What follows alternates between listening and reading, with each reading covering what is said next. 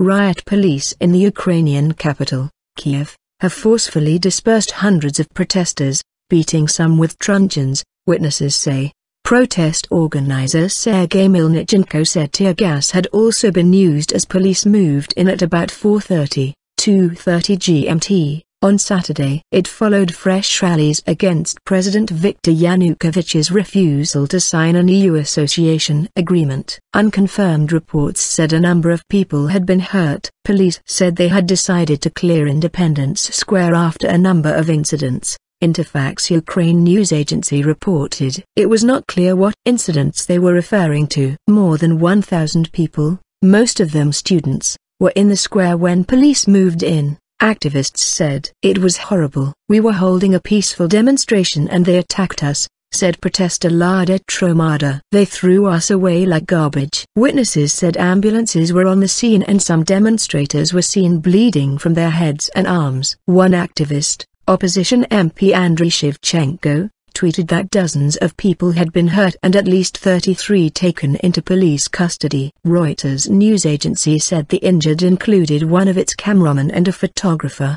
who was left bloodied by blows to the head. The U.S. ambassador to Kiev, Jeffrey Pyatt, said he was still working to understand what happened. He said he obviously condemned the violence against peaceful demonstrators, adding, "We'll have more to say." By morning, police had surrounded the square and barely any protesters remained, a BBC correspondent reported. Several hundred have now gathered at St. Michael's Cathedral in the capital, contemplating their next move. Last week, Mr. Yanukovych said he was suspending preparations for signing an EU association agreement that would have opened borders to goods and set the stage for an easing of travel restrictions. He said pressure from Russia had led him to make his decision. Mr. Yanukovych argued that Ukraine could not afford to sacrifice trade with Russia, which opposed the deal. The agreement was to have been signed on Friday at an EU summit in the Lithuanian capital, Vilnius, and opposition leaders called for a large turnout of protesters to make their feelings known. On Friday, as Mr. Yanukovych attended the EU summit,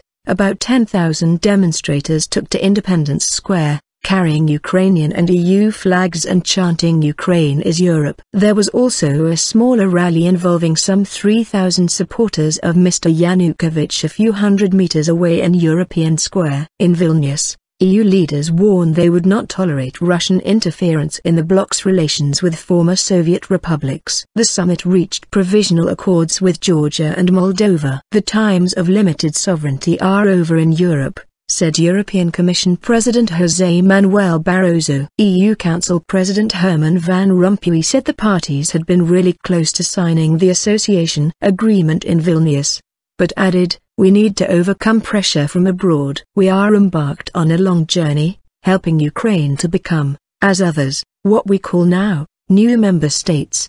But we have to set aside short-term political calculations." German Chancellor Angela Merkel said the door would always remain open for Ukraine. Independence Square was the scene of the Orange Revolution in 2004. Which saw Mr. Yanukovych ousted and a Western-leaning government brought to power. Mr. Yanukovych was elected president 5 years later, narrowly defeating then Prime Minister Yulia Tymoshenko, a leading figure of the Orange Revolution. In 2011 she was sentenced to 7 years in jail for abuse of office, a case widely criticized in the West as political revenge. Ms. Tymoshenko has been on hunger strike since Monday over the failure to sign the EU agreement.